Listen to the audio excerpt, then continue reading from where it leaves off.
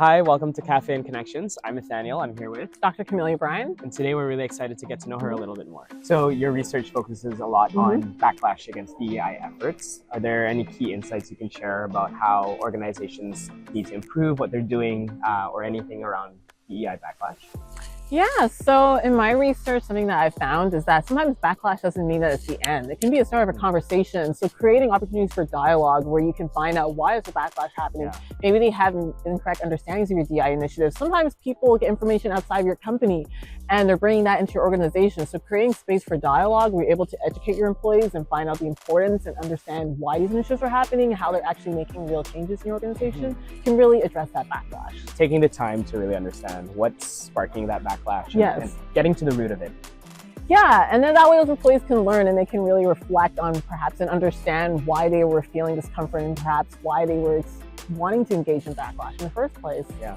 Are there any trends in terms of DEI that you've seen over the years kind of start to come out a little bit more pronounced? I think that neurodiversity is starting to become more of a topic in DEI. I've just noticed that it's been talked about more and before I didn't hear it talked about as much. I think people are just starting to become more aware of that and like also the richness that people who have like different mindsets can bring to organizations and then also being more accommodating to what happens when you have neurodiverse individuals. Yeah, I've seen different companies start to adapt more interesting policies around how people with neurodiversity actually help build up the company and leveraging those skills. Yes. So it's interesting to see.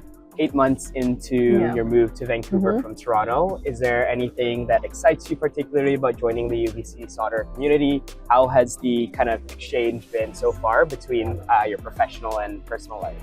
Oh, it's been really great. The people here have been really welcoming. Like it feels like it's a really community vibe. So you don't just work, you also get to really know your colleagues. Like they've invited me for like dinner. I've gone to like farmers markets with them. We go for brunch, dim sum. So you get to really know them and you really feel like they care about your success. And they also give a lot of really great advice to help with your professional development. And you're doing a mix of research and teaching. How's the balance of that so far? I've been learning a lot. I think especially doing the teaching. I learned so much from the students. They always bring in their perspectives and it's really interesting to see how they relate to the course concepts. And also makes me think about it as well in new ways sometimes. Awesome. So it seems like the transition has been something that you kind of embraced. Yeah, I think I really embraced it. Like I really, especially because I live right on campus, I've really been able to like get to know people really well. I also like run into people even when like I'm out and about. So it's really easy to build a community that way. Because I remember when I first moved to Vancouver, people said, oh, it's really hard to make friends in Vancouver. But at least fortunately in my experience, I feel like I've already developed like a circle of friends here and like a community, which I feel really grateful for. You've mentioned that small acts of allyship can have a big impact on people. Can you give an example of what those small acts can look like and what the impacts are? Yeah, so some small acts can be, for example, just realizing that somebody will have a different experience from you and accounting for that. So for example, there's research showing that, for example, like women and also people of color, they might not be paid as well. So helping them in negotiation, that can be really supportive, also doing mentoring in that way.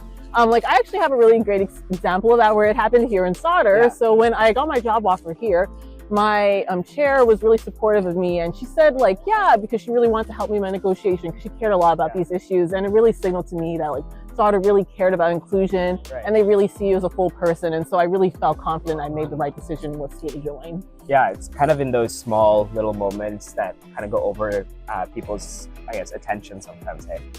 Yeah, sometimes you might not even be aware, but I think just seeing that and being aware of that, it can really go a long way. Like, for example, just asking questions about something that they might be having trouble accommodations with. It makes them feel seen and heard, and that's really valuable. That's awesome. Thank you so much for taking the time to talk to us, and getting to know you a lot better has been really interesting. It's cool to see how your work and your research has played such a big role actually in the community here at UBC Sauder.